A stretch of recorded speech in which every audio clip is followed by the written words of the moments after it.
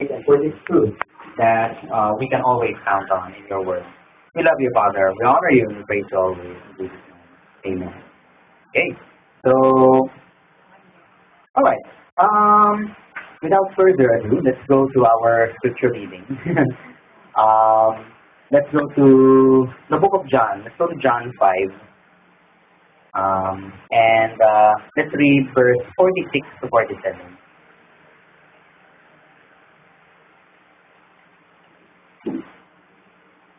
Alright, let us declare the word. If you really believe Moses, you would believe me, because he wrote about me. But since you don't believe what he wrote, how will you believe what I say? So, si Jesus, of course, na nagsasalita dito. And, ng time na to, ito yung kinakausap niya yung mga tao. And pinapatamaan niya rin, in a sense, yung mga Pariseo ng time na yon, diba? So, just to, of course, review, diba, ang mga Pharisees, yung mga Pariseo, sila ay talagang, sila yung mga high priests Diba? Sila yung in charge sa worship, dati ng mga Hudyo, and talagang strict na strict talaga sila sa pagsunod sa Law of Moses, yung mga kautusan na binigay kay Moses doon sa Old Testament. Diba? Kasi, kahit na dumating na si Jesus, hindi talaga nila matanggap na ito na yung nasusulat doon sa mga kasulatan dati na may darating na Messiah, hindi talaga nila matanggap na yun na for si Jesus na mismo yon. So, talagang hindi pa rin sila naniniwala. Talagang pinagpipilitan pa rin nila na ang only way para maligtas ay, yun nga, ay susundin lang yung kautusan ni Moses. Hindi nila may realize na walang taong kayang sundin lahat ng utos na yon. Nandun lang yon para pakita sa atin na hindi natin kayang iligtas ang sarili natin. Diba? Kailangan talaga natin ng Savior. So, as a result, ito isang sa mga sinabi ni Jesus. Diba? Sabi niya, if you really believe Moses, you would believe me. Bakit daw? Kasi, because he wrote about me. But since you don't believe what he wrote, how will you believe what I say? Diba? Kasi, actually, yung words dito ni Jesus, hindi lang siya applicable dati. Applicable din siya up to now. Diba? Kasi marami tayong na-encounter ng mga tao and actually, everyday, laging may mga na-encounter tayo, mga bago, na parang hindi nila hindi nila talaga pinapaniwalaan na sinasabi ng Bible. So, yung iba naman, kahit sabihin nilang hindi sila naniniwala sa Biblia, sinasabi naman nila na isa siyang libro na nagtuturo ng mga magagandang virtues, magagandang asal, magandang prinsipyo, pero nonetheless, hindi na naman talaga pinapaniwalaan yung ano. At ang nakakalungkot, meron din of course mga tao na kiniklaim na Kristiyano sila, pero hindi nila kayang paniwalaan lahat ng First Bible. But for dito sa simbahan natin, we always talagang pinanindigan natin na kailangan papaniwalaan natin every single word dito. Kasi, nababack naman lahat naman ng ano na to, kaya naman siyang suportahan ng paligid natin, ng mga evidences na nakikita, either historical, scientific, o kung ano man. Talagang well-supported ang Bible.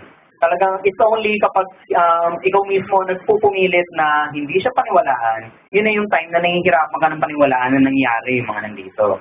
So, case in point. Diba sinabi dito ni Jesus na kung of course, hindi niya, ng mga taong to, pag hindi nila kayang paniwalaan kung ano ang sinulat ni Moses, diba? How will you believe kung ano daw ang sinasabi ni Jesus? Kasi, si Jesus, diba, alam naman natin, usually kapag sa mga tao na, kunyari, wini-witnessan yung iba para maging mga bagong Christian, hindi naman madalas nagsisimula ang mga nagsishare sa, sa Genesis, sa Exodus, hindi sila nagsisimula doon. Tumataroon na sila agad sa story ni Jesus, sa Matthew, Mark, Luke, and John. Diba? So, kaya nga, kahit na tayong mga bata pa, isa sa mga pinakamaagang natututunan natin ng mga story sa Bible ay tungkol kay Jesus. Importante naman yon. Pero, kailangan din natin i-realize na hindi kompleto ang story ni Jesus kung hindi mo alam ang nangyari before kay Jesus. Kasi, walang basis kumbaga walang pundasyon. Diba? Okay, si Jesus dumating para ano ginawang sabihin mo? Okay, bakit si Jesus bumaba dito? Para akuin niya ang mga kasalanan ng mga tao, diba? Saan ang galing ang kasalanan? Hindi ini-explain 'yon dun sa Matthew, Mark, Luke, and John. And rightfully so. Mini-mention nila kung sino ang of course nagpo-cause ng mga problema na yan, mga kasalanan. Pero ang full explanation ay makikita mo pa bago pa doon sa New Testament, diba? Kaya nga importante ang Bible. Kasi kung isipin natin na ito ay inspired word of God, kung hindi na importante yung dati, dahil sasabihin din naman ni Jesus yung mga importante, dapat ang Bible natin nagsisimula na lang sa Matthew, Mark, Luke, and John, diretso na, di ba? Dapat hindi na nila sinama yung iba. Pero may reason kung bakit sinama dyan. And bakit natin kailangan paniwalaan ng buong Bible? Kahit sabihin natin napakahirap paniwalaan yan, kasi lalo na ngayon, ang scientific community, diba? Wag tayong mahihiya na kahit, let's say, sa matters ng Bible, pinag-uusapan natin ng science, kasi ang science ay knowledge. At lahat ng knowledge ay nanggagaling kay Lord. Diba? So, ang scientific community, hindi nila kayang paniwalaan na nangyari ang baha ng time ni Noah. Yung buong mundo daw, matakpan ng tubig. Diba? Hindi nila kayang paniwalaan na ang ating buong mundo, itong lahat ng nakikita natin dito ay nabuo lang ng 6 na araw. Diba? Kasi of course, nasanay na sila na hindi ko nakikita yan and parang mahirap paniwalaan na mangyari yan, diba? Na 6 na araw lang. So, pero kaya nilang paniwalaan na of course, ang mga maliliit na microbes, essentially, parang eventually magiging tao, diba? Hindi rin naman nakikita nangyayari yun. So, si Jesus ay isang of course magandang witness sa paniniwala sa buong Bible. Kasi si Jesus ay naniniwala siya sa nangyari sa Genesis. Diba? Sa Genesis, in-explain yun, yung story ni Noah, pangit na gamitin yung word na story. Gamitin na natin yung historical account. Diba? Kasi historical naman talaga yun eh. Yung nangyari kay Noah, yung nangyari sa time nila Eva at Adan, pinapaniwalaan niya yun eh. Makikita nga natin yun sa scripture eh. For instance, punta tayo let's go to Genesis 1, and let's read verse 27. Pasa tayo ng dalawang separate na sections ng Genesis. Genesis 1:27 says, let us read, "So God created human beings in His own image. In the image of God, He created them, male and female, He created them." And pag tumalon tayo sa chapter 2, 23 to 24, let us declare. "At last the man exclaimed, 'This one is bone from my bone and flesh from my flesh. She will be called woman because she was taken from man.' This explains why a man leaves his father and mother and is joined to his wife, and the two are united into one." So yung dalawang verses natin na binasa natin ay, of course, diba, self-explanatory, diba? In-explain dyan kung ano yung mga sexes na ginawa of course, ang ating Ama sa langit, diba? Male and female, He created them. Tapos dito pinakita ang explanation sa marriage, diba? So that is why a man leaves his father and mother and is joined to his wife, and the two are united into one. Diba? Kumbaga, iisa na ang mag-asawa. So, pinaniwalaan ba ni Jesus yun? Of course, actually, pinapaniwalaan niya naman every single point ng scriptures na sinulat eh. So, to prove that, we can go to Matthew. Let's go to Matthew 19, and let's read verse 4 to 5. Ang ganda nga ng parallel eh. Pag binasa mo yung sa Book of Genesis and binasa mo yung mga sinasabi ni Jesus, kitang-kita mo talaga eh na si Jesus mismo, sinusupport niya ang, of course, scriptures dati. And of course, for good reason, di ba? It's the living word, and actually, siya din yan eh, essentially. Let us declare the word. "Haven't you read the scriptures?" Jesus replied. "They record that from the beginning, God made them male and female. And He said, this explains why a man leaves his father and mother and is joined to his wife, and the two are united into one." Diba? So, makita natin dito, diba? Talagang, ang kinuwot mismo ni Jesus ay yung scriptures eh. Diba? So, specifically dun sa Genesis. So, bakit natin binabasa itong mga bagay na to? Kasi mapapansin natin, itong mga very verses na ginamit din ni Jesus doon sa ministry niya dito sa mundo, ito na rin yung mga nowadays na kinokompromise ng mga tao eh. Kasi hindi nila kaya ng paniwalaan ng buong Bible. Kasi kung pwede mong sabihin na part ng Bible ay hindi totoo, napakadali lang singitan niya ng mga ibang idea eh. Diba? Kasi kung hindi totoo to, what's to say na totoo yung ginawa ni Jesus? Diba? Kung hindi totoo ang nangyari sa Genesis, paano natin mapapatunayan na totoo yung nangyari dun sa Matthew, Mark, Luke, and John? Paano natin mapapatunayan na nabuhay talaga si Jesus? Diba? So, totoo pa talaga yan? Diba? So, dalawa lang naman ang choice dyan. Either papaniwalaan mo yung buong Bible, or pwede mo na siyang i-dismiss kasi hindi totoo yung sinasabi ng buong Bible. Diba? Eh, alam naman natin na totoo yan. Kasi nga, yun nga, yung evidence naman is all around us. Eh. Sinasabi na yun sa Romans 1. So, Ayan, ito isang example, di ba? Paano kino-compromise sa mga tao ngayon ng word na yan, di ba? Dahil nga sinasabi nila na, dahil hindi nila kayang paniwalaan na kung ano yung nangyari sa Genesis ay totoo, automatic, pwede nilang tanggalin yon. Pag tinanggal ang doctrine ng pagiging God made them male and female, alam na natin kung ano nangyayari. Nagkakaroon na ng something else besides male and female. Di ba? Yung mga male na female at yung mga female na male. So, yung mga feeling nila, ganun sila. Tapos sabihin pa nila, nagkamali si Lord ng pinaglagyan sa kanilang katawan. Diba? So, tsaka yun din. Tsaka papasok na rin doon yung mga sanctity na, diba, explains why a man leaves his father and mother and is joined to his wife. Diba? So, bali, lalaki at babae nagpapakasal. Hindi lalaki sa lalaki at babae sa babae. So, diba, doon natin nakikita na the moment i-compromise mo, kahit ang simula pa lang ng Bible, automatic lahat na yan. Napakadali ng baguhin. Diba? So, si Jesus, pinanawalaan yan. Let's go to Genesis 4. Diba? Let's go to Genesis 4. And let's go to verse 8. Okay, let us declare the word. One day, Cain suggested to his brother, let's go out into the field. And while they were in the field, Cain attacked his brother Abel and killed him. Story ni Cain and Abel, diba? Ito yung unang-unang murder na nangyari sa history ng tao, actually, in general. And let's go to Luke. Compare naman natin yan sa mga sinasabi ni Jesus. Let's go to Luke 11, and let's go to verse 50 to 51. Okay, let us declare the word. As a result, this generation will be held responsible for the murder of all God's prophets from the creation of the world, from the murder of Abel to the murder of Zechariah, who was killed between the altar and the sanctuary. Yes, it will certainly be charged against this generation. So, diba sinasabi ni Jesus na for the murder of all God's prophets from the creation of the world, from the murder of Abel, diba? Pakita natin dito na ginamit ni Jesus to as an example both doon sa mga ginagawa ng mga Pariseo na talagang pinagpipilitan nila na ito lang ang only way para maligtas yung pagsunod sa law of Moses, kahit na sinasabi na ni Jesus na hindi, you are already saved by grace. Diba? So, pero, yun nga, hindi pa nila kaya paniwalaan niya. So, sinabi dyan, diba, na from the creation of the world, from the murder of Abel, diba, naniniwala talaga si Jesus na nabuhay si Abel malapit dun sa time na nabuo ang mundo. O, tanggalin natin yun sa Genesis. Sabihin natin, hindi na natin papaniwalaan yan. Ano nangyayari? Diba?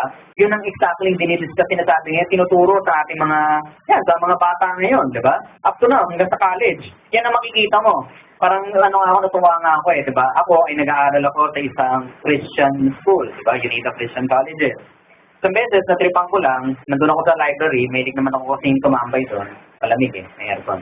So, tumambay ako doon and parang, natripan ko lang, binasa ko lang yung mga ilan sa mga lahat ng mga science book na nasa library na yon ay sinusuport yung unbiblical claim na ang tao ay nabuhay ilang million years pagkatapos mabuo ng mundo, and of course, marami pang mga nabuhay na creature bago bago nabuhay ang tao. So, may nabuhay ng mga dinosaur, namatay ang mga dinosaur, hanggang sa finally nagkaroon ng tao. So, yun ang tinuturo ng lahat ng nakuha ko na science book doon. So, wala akong makikita na kahit na isang science book na sinuportahan ang biblical claim. And up to now, ganun pa rin naman yun.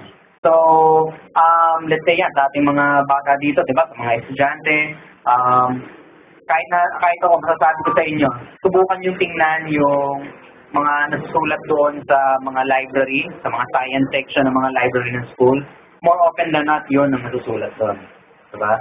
So, yun ang nangyayari kasi kapag free na tayo, natanggalin kahit na isang maliit na part lang ng Bible isa lang matanggal mo dyan, babagsak na yung the rest Kasi nga, ito ay complete word of God Diba? Buhay na salita siya. So, lahat ng katotohanan na kailangan natin ay dito. Pag tatanggalin natin isang katotohanan na yan, eventually, pwede na rin natin, of course, pwede nang unti-unti nang bumagsak lahat ng mga natitira Diba? So, dalawa na yung nakita natin dyan. So, si Jesus ay, of course, talagang pinapaniwalaan niya lahat to. Diba? And it's not just because nabuhay si Jesus na creation ng mundo, diba? Alam naman natin na nabuhay na siya since then dahil siya ay Diyos. Hindi lang naman dahil doon, kaya pinapaniwalaan niya ang Genesis and onwards. It's of course because kailangan niya rin of course mag-set ng example sa atin diba? We have to be Christ-like nga diba? Sinabi nga, kung ano yung ginawa niya dito sa mundo, we can do greater things. Diba? So, naturally, kung dito makikita natin sa story ni Jesus na pinapaniwalaan niya lahat ng scripture from beginning to end, more of, diba, kailangan talaga tayo din, kailangan natin yan, di ba? So, let's also go to Genesis 6 for another example. One more example dyan. So, Genesis 6, let's go to verse 17 to 18. So, medyo familiar din tayo dito sa story na to. Let us declare. Look, I am about to cover the earth with a flood that will destroy every living thing that breathes. Everything on earth will die, but I will confirm my covenant with you. So enter the boat, you and your wife and your sons and their wives. So, ito na nga yung historical account ni Noah, diba? So, binigay na kay Noah yung utos na kung ano yung gagawin nyo, diba? Gagawa ka ng ark, sasama ka ng mga 2 of each kind or 7 of each kind, depende sa hayop. And kayo ay sasakay dyan, kayo lang ang may ililigtas. Diba? Ano yung sinasabi ni Jesus tungkol dyan? Let's go to Matthew 24. So, let's Matthew 24 and let's read verse 37 to 39. Hey, let us declare the word. When the Son of Man returns, it will be like it was in Noah's day. In those days, before the flood, the people were enjoying banquets and parties and weddings right up to the time Noah entered his boat. People didn't realize what was going to happen until the flood came and swept them all away. That is the way it will be when the Son of Man comes. Diba? So dito in-explain ni Jesus kung ano ba daw yung magiging, paano ba daw natin ma-experience ang muling pagbabalik niya, diba? Sinasabi dyan na babalik siya sa time na hindi na-expect ng mga tao. Kasi katulad nga daw ng time ni Noah. Diba? Ng time ni Noah, hanggang sa point na dumating na yung baha, wala. Ang mga tao, busy-busy, nagpa-party, nagpapakasal, nagsasaya, gumagawa ng kasalanan dahil yung buong mundo ng time na yun ay makasalanan na. Diba? So, yun daw. Diba? And ang maganda doon, ginamit ni Jesus ang example ng of course yung kay Noah.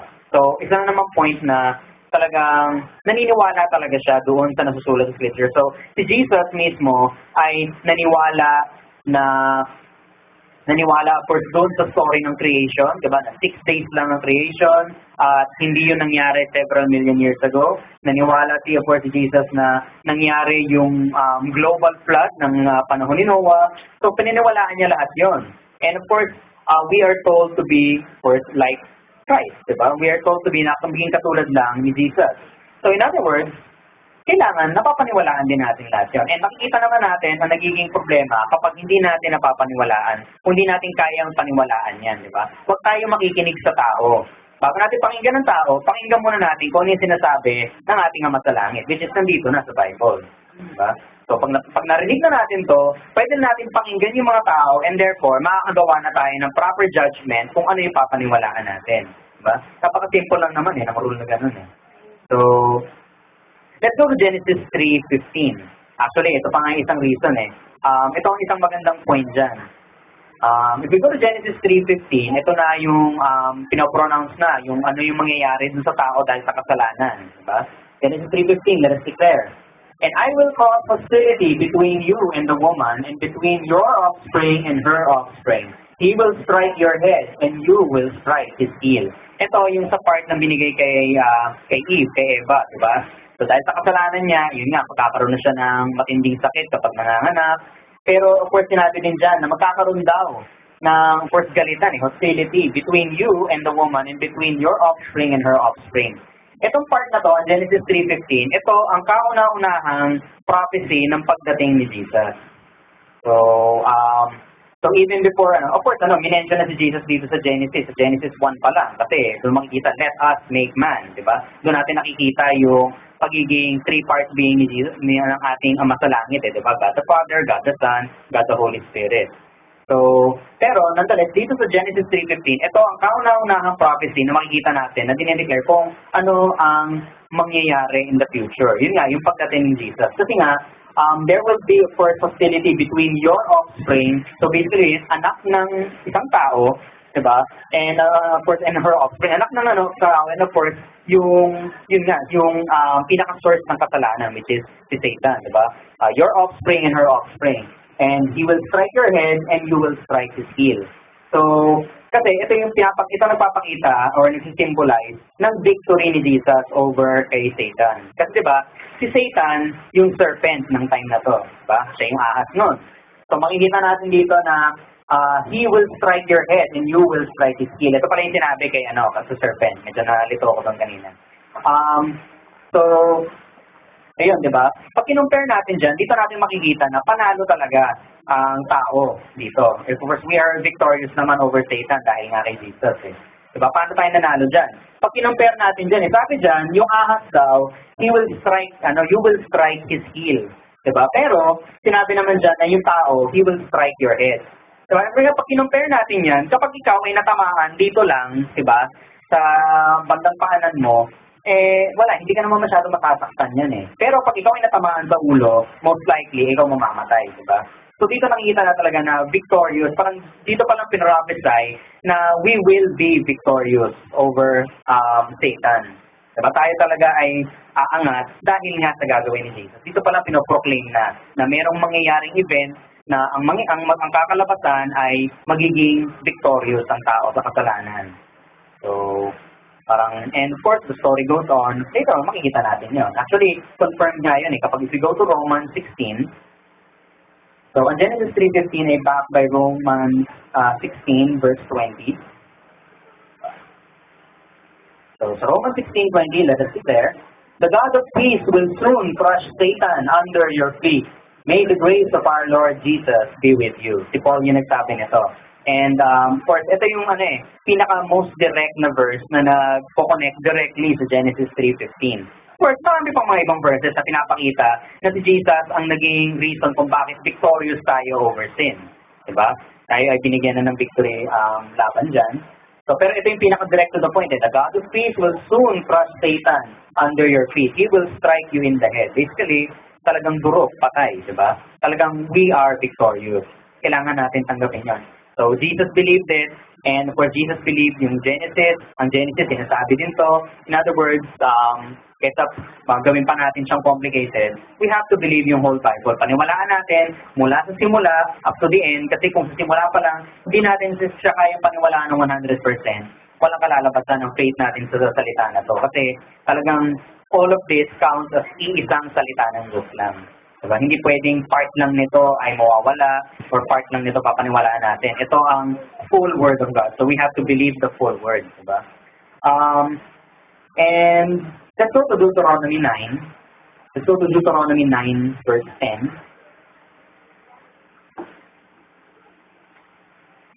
Okay, let us declare this.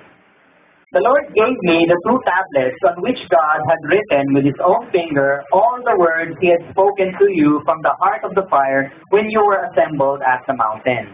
So, si Moses yung nagsasalita ng time na to. So, tinideclare niya kung ano yung mga nangyayari nga sa mga Israelita so far, diba? Pero ang ganda ng sinasabi niya dyan message Kasi, diba sabi dyan, the Lord gave me the 2 tablets on which God had written with his own finger all the words he had spoken to you from the heart of the fire when you were assembled at the mountain. So, in other words, ito yung law of Moses. So, maraming of course ay diba, maraming tao ngayon ang sinasabi, ang salita ng Diyos, or actually itong Bible, ay sinulat lang naman ng mga tao. And in a sense, tama naman yon. Tao ang ginamit na tool para isulat to. Diba? So, up to now naman itong mga Bible natin ngayon ay tao ang nag-print niyan. Pero, saan ang galing yung salita? Yun ang different matter, diba? Ang salita nito ay inspired nga Inspired by God. So, in other words, tao man ang ginamit para magsulat, ang mga sinulat nila naman ay nanggaling sa Diyos. Kasi nga, ang Diyos natin ay ang salita din. Dito nga makikita natin, diba? The Lord gave me the 2 tablets on which God had written with his own finger all the words he had spoken to you from the heart of the fire when you were assembled at the mountain. Ano yung sinulat doon, diba? Ibig sabihin, lahat ng yung buong time na na nandun sila sa Mount Sinai, yun na nga yung kinakausap ni Lord si Moses dun sa taas ng bundok, binibigay yung kautusan, lahat ng sinabi ni Lord doon ay sinulat doon sa tablet na binigay kay Moses. Sino nagsulat? Si Lord. Diba? Kasi nga written with his own finger. Diba? And ano yung mga isang sinulat doon? Let's go to Exodus 20. Balikan natin yung event. In particular, tingnan natin kung ano yung isang sinulat doon. Exodus 20 verse 11. Let us declare the word. For in 6 days the Lord made the heavens and the earth, the sea and everything in them. But on the 7th day He rested. That is why the Lord blessed the Sabbath day and set it apart as holy. So ito yung part ng Ten Commandments. So ibig sabihin, sa part ng Ten Commandments, dineclare ni Lord na indeed nangyari nga talaga na in 6 days nabuo na yung mundo. Tapos, sinulat ni Lord yun, of course, sa tablet na binigay niya kay Moses. Diba? So makikita natin talaga na, doon talaga nakita natin na Word of God eh. Si Lord mismo ang nagsulat ng salita na yan. Oo, gumagamit siya ng tao, pero sa kanya nagagaling yung salita. So, kaya nga, ang first 5 books ng Bible natin, diba? Genesis, Exodus, Leviticus, Numbers, Deuteronomy, yung 5 na yan ay si Moses ang credited na author. Pero siya lang ang sumulat. Diba? So, makikita nga natin na mga further proof nga dyan, diba? Si Lord, binigyan siya ng tablet na nandun sinulat lahat ng sinabi niya dun sa Mount Sinai. So, sinabi ni Lord dyan, for in 6 days the Lord made the heavens and the earth. Diniclare niya yung creation. Diba? So, balikan natin yung ano na yun. Let's go to Genesis 2 and let's go to verse 1 to 3. So, Genesis 2, 1 to 3, let us declare. So the creation of the heavens and the earth and everything in them was completed. On the 7th day that God had finished His work of creation, so He rested from all His work. And God blessed the 7th day and declared it holy because it was the day when He rested from all His work in creation. So, of creation. So, yun na. Makita natin diba na yun yung nangyari dun sa past. Tapos yun din ang of course sinulat doon sa kasulatan, which is later on dinuplicate din yung verse ni Moses, kaya nga nasulat niya yung 5 books. So, ayun, diba? Makita natin talaga na na the word ay nanggaling sa kanya at siya din mismo ang salita. And of course, to back up the point, let's go to isang kilalang verse. Let's go to John 1, 1 to 3. Diba? Let us declare it. In the beginning, the Word already existed. The Word was with God, and the Word was God. He existed in the beginning with God. God created everything through Him, and nothing was created except through Him. Diba? So, dito natin makikita talaga natin na itong salita na to ay maaasahan natin kasi nanggaling talaga sa Diyos to. Diba? Isang pa lang yan, isang example pa lang yan na napapatunayan na ang lahat ng nasusulat dito, ginamit lang ng tao pero nanggaling sa Diyos. Ang dami pang mga ibang example, pero ito, isa sa mga pinaka-direct to the point, di ba? So, kaya nga, tama nga yung kinanta natin kanina na He is yung author of salvation, di ba? Talagang siya yung sumulat kasi niya, siya yung manunulat niya. Kaya nga, sundin natin yung sinabi of course ni Paul dun sa mga people ng Colossians. Let's go to Colossians 2:8. And let us declare this. Don't let anyone capture you with empty philosophies and high-sounding nonsense that come from human thinking and from the spiritual powers of this world rather than from Christ. Diba? Talagang kaya nga, yun nga yung natin bago tayo makinig sa tao, pakinggan muna natin kung ano sinasabi ni Lord. Diba? So, bago natin pakinggan na, hindi, ang sinabi naman kasi ng mga scientists ngayon na, kasi yun ang nagiging habit ng tao nowadays. Sa palibasa, ang tao nakikita natin, at ang Diyos hindi natin makita physically, spiritually lang natin siya nakikita, diba? Parang, automatic, mas gusto pa natin paniwalaan ang sinasabi ng tao, diba? So, ano yung sinasabi ng tao? Ang mundo ay na-create ng ilang million years. Bago nabuhay ang tao, ang dami-daming namatay. Diba? Talagang siya against talaga sa Bible Sinabi naman ng Bible na mangyayari talaga yun Diba? Ano pa? Medyo lapitan natin ng relevance natin. Kapag tayo nagkasakit, ano sinasabi ng mga tao? Nakaw, kailangan pumunta sa doktor. Nakaw, kailangan uminom ka ng gantong gamot. Kailangan uminom ka ng ganyang gamot. Kailangan kumuha ka ng gantong treatment. Kailangan magpa-opera ka. Diba? Ganun ang mga sinasabi sa atin. Ang Bible, hanapan mo ng part dyan na yun ang pinaka-sinusupport nila. Wala. Kasi, hindi naman kasi yun ang plan ni Lord para sa atin Diba? So kaya nga dapat susundin muna natin, bago ko sundin ang sinabi ng taong to na pumunta ako sa doktor at inumin ko itong gamot na to, nasisira ng aking bato at atay, diba? Tingnan ko muna kung ano sinabi ng Bible. Ano ba sinasabi ng Bible tungkol sa healing? Ay, sabi ng Bible, ako pala ay pinagaling na. Diba? Napakadali lang kapag ito tinitingnan natin Diba? Patayin na natin yung yung normally dapat hindi ginagamit ang word na patay. Pero in this case, dapat patayin na natin. Patayin na natin yung habit na nakikinig muna tayo sa tao bago of course kay Lord. Nandito naman, kaya nga lahat tayo ay dapat mayroong Bible Diba? Requirement to, kung Kristiyano ka at wala kang Bible, paano ka naging Kristiyano, diba? Dito ka nabubuhay Diba? So, hindi magiging buhay ang Kristiyano kung walang salita ng Diyos. Diba? We have to believe everything na nandito. Kasi maniwala kayo sa akin, kapag meron kayong pagdududa, isang Kristiyano, meron pagdududa sa kahit na isang part lang ng Bible na yan. Yung maliit na pagdududa na yon, yun na ang pwedeng gamitin ni Satan para eventually, hindi mo na paniwalaan the rest of the Bible. Kasi kung ako nagdududa ako dito, pwede rin siguro kadududa din na ito ang nangyari. Kadududa rin siguro na nangyari din tong part na to, di ba? Ganun lang yan Parang kailangan talaga, iset mo na talaga sa heart mo na lahat ng nakikita ko dito ay totoo. Diba? So, kung kaya mo paniwalaan lahat yan mula doon sa Genesis, lalo na sa Genesis, kasi yan ang foundation ng Bible, and ultimately, dyan natin makikita ang explanation ng lahat na nakikita natin sa mundo including kasalanan. Diba? So, at saka ang dami ding mga supernatural na nangyayari sa Genesis So, kung kayang paniwalaan lahat ng kakaibang yan, napakadali na paniwalaan na nagawa talaga ni Jesus lahat ng ginawa niya, na lahat ng events sa Bible ay nangyari, diba? So, kaya pag may nagsabi sa'yo, kahit sabihin natin yung nagsabi sa'yo ay 10 ang PhD, diba? Sabihin natin siya na yung pinakamatalinong tao at the moment dito sa mundo. So, kung sinabi niya naman something na, oy, alam mo ba na meron na-discover na pinuprove na hindi totoo ang sinabi ng Bible tungkol dito or tungkol dyan, ba? Hindi, maniwala ko muna dito sa Bible, diba? Yan tao na yan kano katagal na bang nabuhay sa mundo yan compared sa kung kano katagal na nabuhay ang salita ng Diyos, diba? In the beginning was the Word Ikaw, in the beginning ba siya nabuhay, diba? Hindi naman So, parang maaasahan talaga natin siya. So, just because hindi natin nakita kung ano yung nangyari back then, doesn't mean na hindi totoo. So, ito na nga yung nagsasabi. Diba? And napatunayan na siya time and time again. Let's go to also, to finish up, let's go to Romans 3. Let's go to Romans 3, and let's go to verses 3 to 4. Let us declare the word.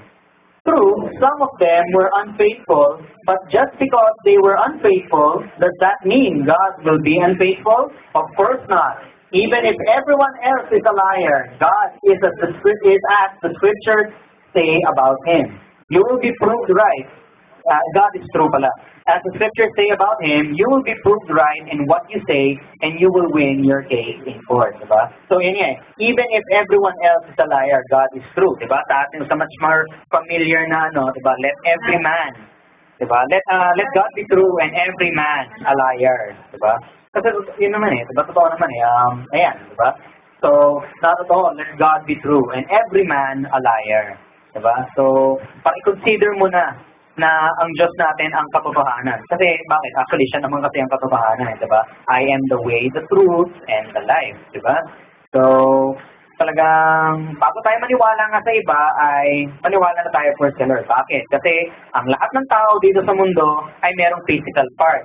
Ang physical part natin, ito ang affected ng kasalanan. Kasalanan na nangyari pa first ng time ni Eva at Adan. Diba? So, dahil meron tayong physical part, 3 part being tayo, pero yung isang part natin affected ng kasalanan So, in other words, hindi tayo 100%. Diba? Lahat ng tao ay hindi 100% na lahat ng lalabas sa bibig niyan ay tama. Diba? Talagang it's a given fact Pero, of course, alam naman natin na ang ating Panginoon ay hindi nagkakamali. Diba? So, huwag tayong makinig sa iba, hindi nagkakamali ang ating Ama sa Langit. So, He is the truth. Diba? So, pag niwalay natin, of course, ang Biblia sa mundo natin, ang katotohanan ay nagiging relative na. Diba? Yun ang nangyayari ngayon diba? Parang kung ano yung tama sa akin, maaaring hindi tama sa iyo. Pero kung ano tama sa iyo, maaaring hindi tama sa akin. Diba?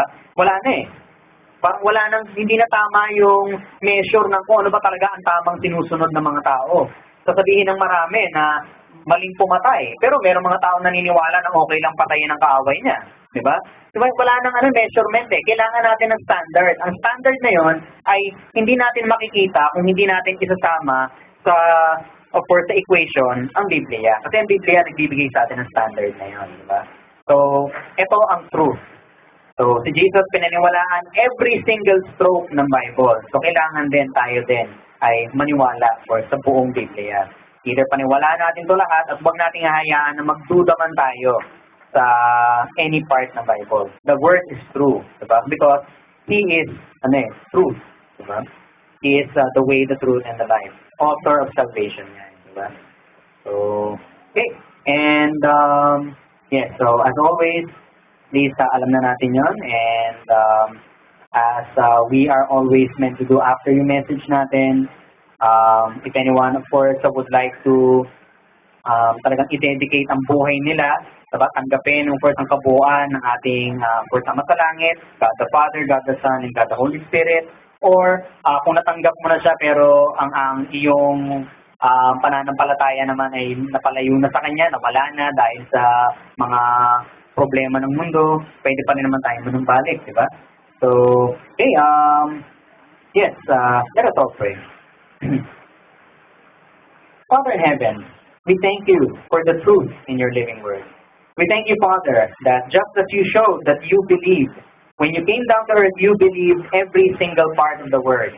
Therefore, as people who are called to be like you, we will also believe every single part of your living word. We thank you, Father, for your living word that teaches us what is true in this world and what we are supposed to do and what we are not supposed to do. We thank you, Father, for teaching us everything in your word that gives us life, that gives us prosperity, healing, protection, and so many other gifts of the Holy Spirit. Father, for those of us who have not accepted you into their lives, we, of course, declare that we accept you in your fullness into our lives right now. Of course, tinatanggap namin ikaw, Ama, tinatanggap ka namin, Diyos na Ama, Diyos na Anak, at Diyos na Banal na Espiritu sa aming buong buhay.